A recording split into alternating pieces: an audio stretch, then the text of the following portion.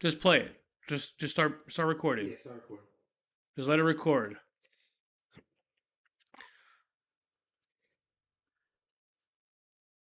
Testing 1, 2. Give me a test, Mario. Is it recording? You see the red in it? Makeup, please. We just need powder. Yeah. Pull my pants down. Powder my hands, please. Powder my cheeks. All right. Episode 1, take 755. Ready? Ready for this? Always. All right. So this has been a long time coming. Whoever said that making a podcast or producing a podcast was easy, they are lying. We have been trying to get this right for how many friggin' times? I don't even know. Well, yeah, there's more problems than good in the moment to get to this point. Right. But I'm glad we are finally here. Yes. We have reached the summit, right? The peak of the mountain. And here we are. So my name is Joe. Welcome to the Cigar Host. And I am the owner of the Cigar Host. I hand roll cigars, which we are actively smoking right now, our Maduro blend. You could pick up our cigars right on our website at thecigarhost.com. But we wanted to bring this podcast to everybody, and for a couple different reasons. But first, let's dive into who we are so everybody gets to know. Sure. My name is Joe. I'm a police officer. I married my high school sweetheart. I have 3 boys under the age of 5, and I'm just a blue-collar hustler, right? So, Mario, tell me a little bit about yourself. Let them know. Yeah, so I don't have as many credentials as Joe in the family range, but I'm an athletic trainer. Love what I do. I work at a private high school. You know, top athletes in the state. Love where I'm at. Love what I'm doing in my career. And I'm glad to be here on this journey with you, man. This is honestly, you built this room yourself, right? Yeah, a lot of hard work, a lot of effort. I didn't do the framework and the sheetrocking, but the design, the idea, and a lot of the HVAC and all that stuff I did. So yeah, it's an understatement of the century, man. Don't sell yourself short on what you've accomplished in this room. Yeah, I think this was a lot more work than you building the process to the podcast. Right. Well, I built the room. So this is a cigar lounge with ventilation, and it also has acoustic paneling and stuff because I knew that we wanted to make the podcast in this room as a recording studio. Right. Well, I remember you rolling these cigars in your garage when we first started. That's right. And starting our first podcast back then when we were kind of just like figuring out where the direction of this was going to go and to where you are now. Because, you've been hosting a ton of events. You've been... tell me a little bit more about how the business has been doing. Yeah, so pretty much what we do is we go to large events like weddings, corporate events, backyard parties, and we hand roll and bring a full cigar experience to those events. And I love sharing those moments with our customers and bringing that cigar experience to whatever event they're hosting and really making an impact. And we were able to do that the past 2 years. And, now we have the opportunity to build this room, to get the podcast up and running. And, I'm just very grateful to, for where we are right now. Right. So. Yeah, no, honestly, it's been great to watch your journey. I've known you for a long time. So to see where you've gone and where you're going, I'm proud to be along with this journey with you. So. See, now that's a funny story because Mario and I met back when he was in 8th grade, I was in 7th grade, and it's a really good story. So yeah, you want to tell that? Yeah, I'll tell the beginning part of it. I made $150 off of him selling cologne at a bus stop in 8th grade. He took his lunch money for the first month. Lunch money? My mom didn't give me lunch money. She would be scared. Really nuts? He handed it over to me like he owed me money for the past month. I was new to the town. Black jump. What was it? It was velour. Yeah, black velour jumpsuit, spiky hair. Those were the golden days, man. How much gel did you used to put in your hair? I know. So it wasn't a gel. It was this brand called Nolita. And you would put this in your hair, best spikes around town, but losing my hair for it. So for me, I sacrificed everything in 8th grade to be great. Dude, you had a full blowout. Oh my God. Jersey Shore style. I looked great. I started the blowout before the Jersey Shore even came on board. I was at the bus stop probably in a tucked in button down. My mom's watching, and she's probably thinking to herself, who is this grown man standing at the bus stop with my little Joey, right? Like, selling watches and cologne. Yeah. You were trying to sell me cologne. I didn't wear cologne in 7th grade. We were waiting at the bus stop. Yeah, those were some glory days, man. Honestly, though, like that Nolita, though, that stuff is like, you can't even find that stuff on the market anymore. They don't even test that on animals. They're honestly like. What, you used to buy it by like the crate? No, you used to buy it by a jar, but to find it was like finding Waldo. You know what I mean? You never find Waldo in the book because they never put Waldo actually in those books. That's the trick. No, Waldo was always in the book. When you buy the Where's Waldo books, he's never in the book. They're cheaters. They want you just looking at the book all day. That's almost like torture. I'm gonna sell a book that's gonna be Where's Waldo? There's gonna be no Waldo in the book. It should be Where's Mario with the blowout and the velour jumpsuit. Oh, dude, yeah. You find me, then a couple of cousins are gonna find you too. Oh, that's great. Yeah. Oh yeah, the Nolita days. But it was a sacrifice worth making because now I have a bald spot. Like I won't even tie my shoes in front of people. So you chalk the bald spot up to that product. Definitely. Oh my god, definitely. There's nothing else that makes sense to it. The spikes were so aggressive, they would last for like 3 to 4 days. Like I would shower and put like shampoo and conditioner in my hair. Dude, that thing would not move. I would come out, it would still be spiky. I don't understand what they put in that thing, but thank God I can't find it anymore. Oh man, that's great. Well, right now we're sipping on a little bit of bourbon, a little whiskey. I'm smoking the Maduro. Mario, how are you enjoying that Maduro? It's great. Honestly, I love your Maduros. I like a little bit more of a kick to my cigar. Right. Because like, how did you like find this tobacco? Like, what made you start getting into this? So, my tobacco is imported from Dominican Republic. These are what's called Dominican Puro. So every leaf in the cigar is Dominican. This right here, again, is the Maduro. It's a little bit stronger. You're going to get flavor notes of like cocoa and, almost like a coffee. But it's going to give you a little bit more of that punch, that nicotine, but nothing crazy. We do also offer the Connecticut blend, where it has a nice, beautiful golden wrapper, and it's creamy, mild smoke. Those are like the number one sellers that we have, and that's usually what we bring to larger events. And you're selling these now? We are, yes. So you can pick up either the Connecticut or the Maduro on our website. Right. So I just fell in love with the whole aspect of cigars. Cigars bring people together, and I think that's kind of what our vision is with this podcast. What brings us here today, right? Right, because so many people forget, like, nobody stops nowadays. Everybody's so fast-paced, and a cigar almost makes you stop, right? Right. You have 45 minutes to an hour smoke, depending on the size of the cigar, and in that time, you're sitting there, you're relaxing. If there's somebody around you like this, you're going to have that great conversation. You're going to have laughs. And I've noticed that by going to cigar lounges and having those conversations with people I've never even met. Yeah, we've met. Well, right. I remember going to a couple of cigar lounges by us, and we get to know a lot of different people, different walks of life. But it's gonna be nice to get to know them in this environment, in an 100%. environment you created that you feel comfortable in. Like, I can't wait till we actually like get to have some of our first interviewers coming in. I know some of our guests. I don't want to spoil anything. I know we have some good ones coming along. We'll wait. I want the people to wait. It's like a good book. You don't give everything out in the first chapter. Little breadcrumbs. Yeah, little breadcrumbs. Yeah. But yeah, so bringing on a couple of these guests, like Mario was saying, I'm really excited. Mario's excited. I think we're going to try to focus on not just, entrepreneurs, but people that have great stories. Right. People that have something to share that maybe haven't had the opportunity to share, but we think it's worth, getting them on here. Absolutely. And giving them a little bit of time. So absolutely. And now going back to your cigars, like, I know we've played golf a couple of times. Now Joe is the best driver in town. He's like Happy Gilmore. Well, I wouldn't say that. Don't let those biceps fool you. He rolls gentle, beautiful cigars, but when he hits a driver, that ball flies about 300 yards. Now his mid games, oh my God, he's seen more of the woods than Woodstock back in the day. Whoa.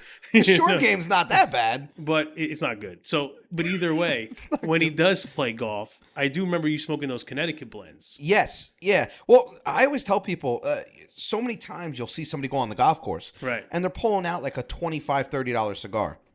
God bless you if you could do that, but it's not worth it in my opinion. Like, save the golf course. Or I should say, save the expensive or high-end premium cigars for the clubhouse after the round, right? Grab a drink, grab something to eat, go smoke your expensive cigar. This way you can enjoy it. When you're on the golf course, I love to smoke a cigar on the golf course more than probably anybody. Right. But I'm not going to smoke a very expensive cigar because you're puffing it, you're putting it down, it might fall. It might, You're mad you suck, so you're biting the end of the cigar, you're breaking it in half. Right. Yeah, like let's talk about the real things that occurred. Right, of course. Time. You're getting pissed off, you're dropping your cigar, you might be flinging it, when you miss that putt. But yeah, I never understood why people smoke such expensive cigars on the golf course. Save it for later. Just my opinion and a little tip, but it's good advice. No, it's good. It's good because you have a nice cigar out there. You're not going to be smoking that the whole time. You're going to be focused on the game, doing things like that. Right. And also that goes along with having a couple beverages on the golf course as well. I don't know about you, but I'm like a 1-2 drink guy on a golf course. I'm going pro, so I'm not drinking at all. At all? I'm focused. I'm locked into my 92, baby. 92. One day it's going to be below an 80, and it's going to be a great day, baby. Yeah. I can't wait.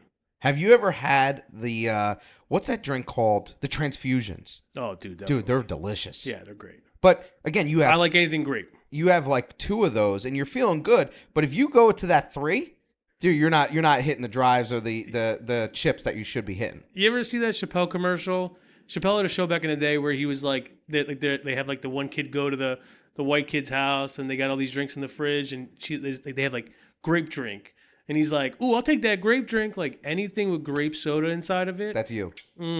Didn't know that about you. You're a big grape guy. Love grape soda. I guess we're going to have to start carrying some grape in the mini fridge right here. I chug grape medicine just because I enjoy the taste of it. What? That's it, baby. They're like, "Sir, you have 9 bottles of grape, NyQuil." I'm like, Children's Tylenol? I would have got 10, but you only let me do 9. All right, well, I think I have some children's Tylenol in the bathroom upstairs for my kids. I'll make sure I remove that when you come over. I think that was a thing for a while. I think it was like scissor. I think people were like drinking that with like booze. No, I think that was like, wasn't it like Sudafed? Yeah, it was like cough medicine. Yeah, and I don't know why I know all this information, but I've never done a scissor. I swear to God. Yeah, that was like back in the day. The rappers were putting it in there. Interesting times. Yeah, interesting times. I don't know. I never got into any of that stuff, but I know rappers definitely talked about it. Yeah. So what were you talking about the other day? I know you said where'd you go with the family the other day? Oh, so have you ever been to Hibachi?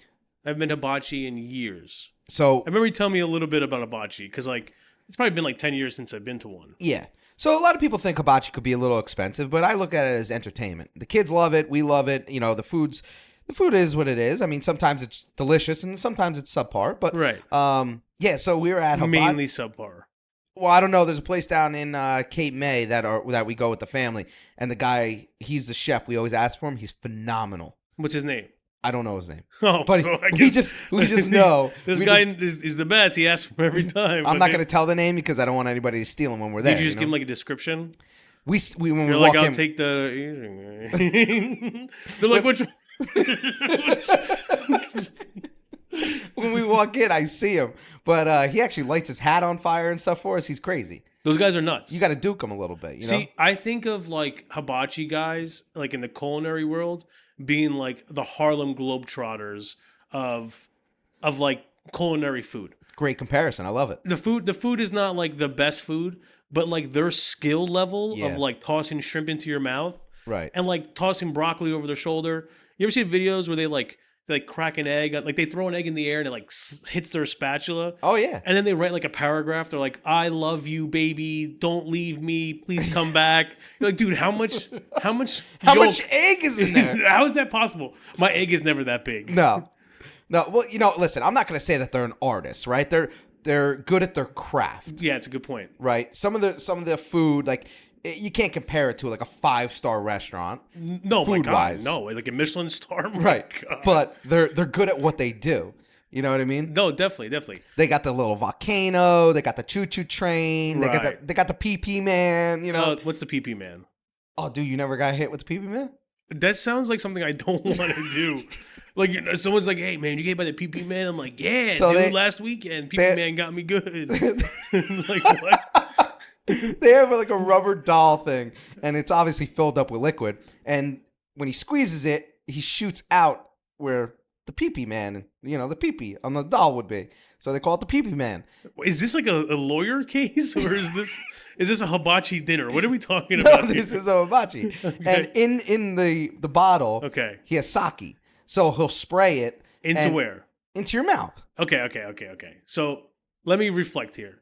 The pee-pee man shoots sake into your mouth. So you're just like, and I remember, from what I remember, is like the table is like a big like square. So which means that like people are sitting, like it's multiple parties usually at an event. Correct? Sometimes, yeah. In this situation, it was just me and my whole family. We took up a whole table because were we had other a lot of people there?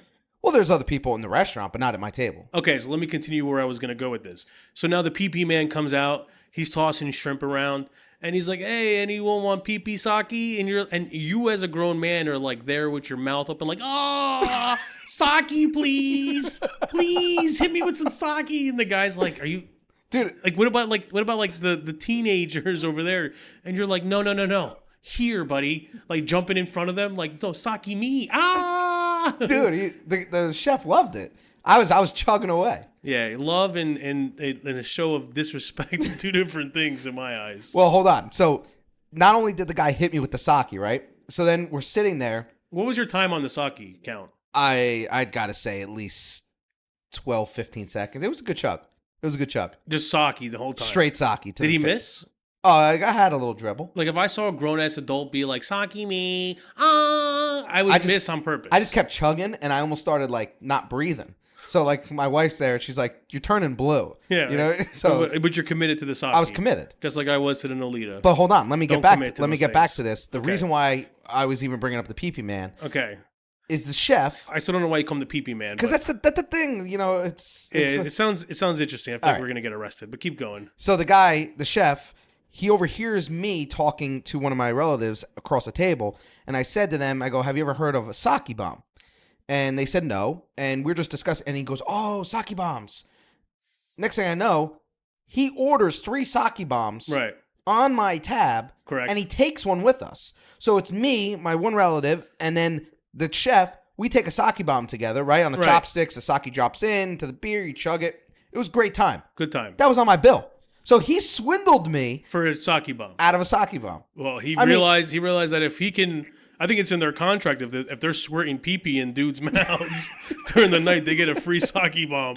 There's probably guys got PTSD from shooting sake into your mouth for 12 to 15 seconds. He's like, this is like usually a 3 to 4 second endeavor, and you're like, "Oh man, just more, please." It's so good.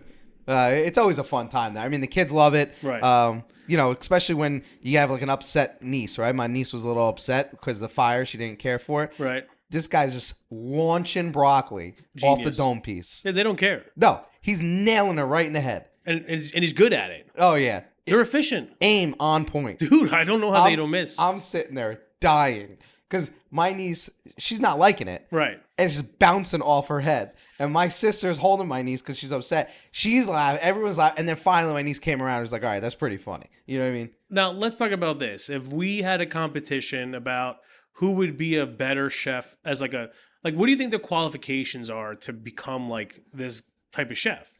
Well, there's definitely some type of schooling. Right. Like, do you think they're having like a Harlem Globetrotters, like, throw the broccoli into your hat. You get 3 out of 3 chances to do it. A point system? Yeah. Oh, man. I don't know. But I think, honestly, you and I should see if we can go into a restaurant and just be like, listen, we're looking to have a showdown right now. Because I can guarantee you this. I'll show you up. You're going to show me up. I will show you up. I would love to see this competition. I'm not saying the taste of the food's going to be good, but I'll be launching broccoli and stuff all over the place. I'm going to fully buy into the system. Like, I'm going to go full throttle, like, Fu mentality, look-wise, feel-wise. I might even have an accent. I don't know what type of accents people have, but, we can all put You're together. coming in with a full-blown Fu Manchu. Fu Manchu heavily, bro. Like, I've been a monk for 27 years. Monk? Like, I haven't spoken a word in 27 years. Those chefs aren't monks. Oh, what are they? Oh, my God. Who's the guy with the Fu Manchus normally? They're not monks? I think they're like karate guys, aren't they? Maybe. Back in the day?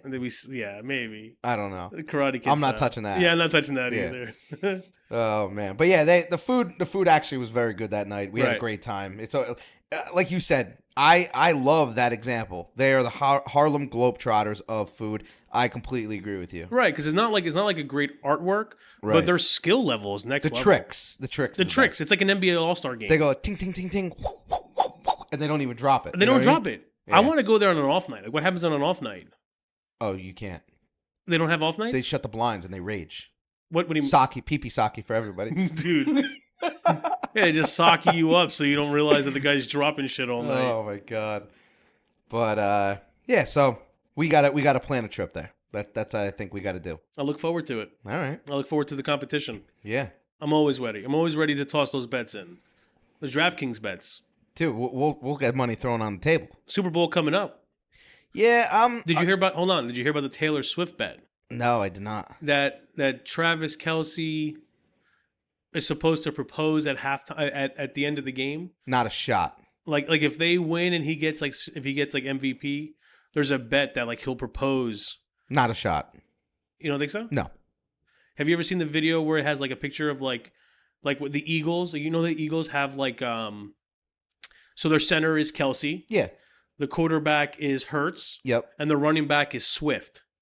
So in the picture it says it says Kelce, Hurts, Swift. Yeah. That's fucking great. It's kind of crazy.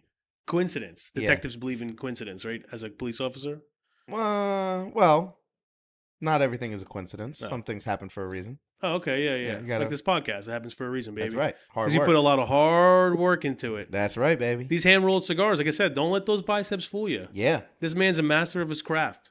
Well, hopefully, I thoroughly enjoy them. You enjoy them. Everybody else seems to enjoy them at our events. But hopefully some of the listeners and people watching this podcast, if you want to grab some, go to www.thecigarhost.com. You can grab them. We'll ship them out probably the same day.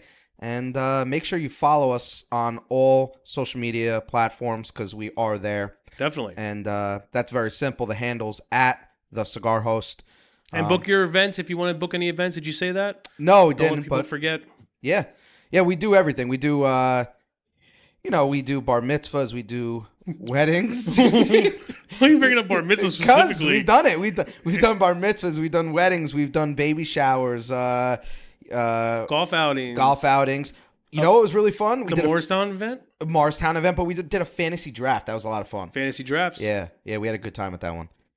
But yeah, so anybody that's interested, feel free to check us out. I think we should wrap this one up, but we appreciate everybody tuning in. Definitely. And definitely stay tuned for the upcoming episodes with our guests. I really think you guys are going to enjoy it. We're excited about it. Definitely. I look forward to meeting our first guests and kind of getting to know them and really, breaking into what our goal is here. Yeah. I think you're going to be excited. Yeah. Well, cheers. Cheers. To our first episode. To our first one. Thanks, guys. Hopefully it's recorded.